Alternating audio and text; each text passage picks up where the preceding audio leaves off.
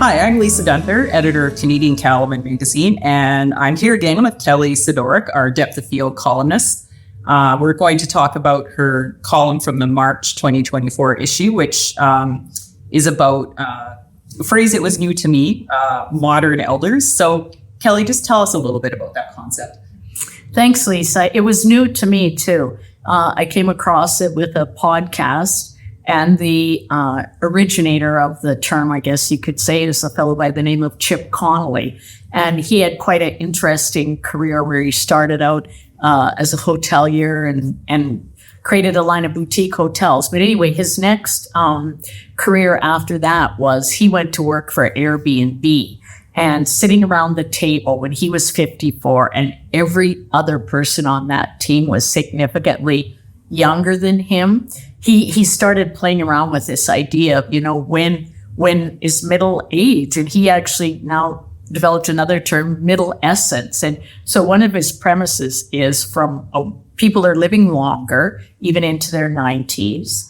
And if your work life started at 18, the middle of that is actually 54. So that was a bit of a shift for me because that makes it a bit later than we were once thinking of, but acknowledging that there is a change that happens. And, we often hear it referred to as a midlife crisis, but really noticing that at some point in time, what you had done in your earlier career building days, and this applies to farming and ranching as well, switches. But the switch is hard and not without some struggles. So he really puts a new lens on looking at the redevelopment of the next stage, if you will, with that idea of being a modern elder. He also talks about the idea of the mentor-mentee combining with an intern relationship to be mentorns, is what he calls it. So that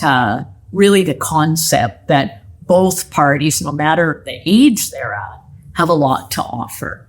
Yeah, and as I read it, and I mean, you write right in the column how it's likely applicable to a lot of families going through succession planning, wherever they are in that process, because there's so much change. So much change. Right? Yes, for sure. And, as we've spoke before, the idea that what the operation looks like down the road is going to be different because the new leader, if you will, isn't going to be the same, even though they're from the same family. And I think it's so important to, of course, make space and pave the way to help support the successors, but we need to help the founders with an exit. And as we've talked, so much of a farmer and rancher's identity is really immersed in the operation itself, and trying to help for finding new ways to, to really be contributing, having meaning and purpose, but also getting out of the way. I'm reminded of a fellow that I had met out in BC a number of years ago, and he had ran a fairly significant sized ranch for a bigger part of his life. And then it wasn't a family owned one, but when he retired, one of the things he became really renowned for was his gardening. And I remember was particularly his potatoes. He really, which there's so many similarities there, but, so for everybody being mindful that there is, in our family businesses, I sometimes at workshops, I share some videos of relay racing where it's a really excellent baton pass, and that's what we're all working for. But then go look at the bloopers. People are falling, they're tripping, they're dropping the baton. But the point being that we need to keep moving forward with it. And I just think that this Chip Connolly and the way he frames the middle or later stages, if you will, as really being a valuable time. Another piece of it that he talked about was people's level of satisfaction or happiness is higher in their 20s, 30s, and then it drops 40s, 50s, but then it comes back up again in the 60s and 70s. And I thought that was interesting as well. Yeah. And I mean, I think, again, as we talked about before, change is hard, and it's hard for everybody, I think, right? Like every family goes through some version of this. It's not, it never looks like, it's never the polished baton pass that we would all like. There's some practice runs. There's a lot of practice run.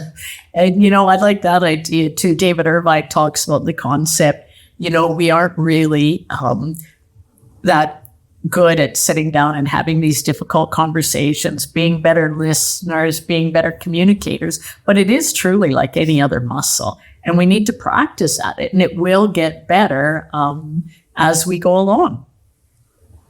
Anything else you want to add today, Kelly, or? No, I think that if people are interested, check out, we'll have some links in the column, and Chip Connolly and the Modern Elder is an interesting concept.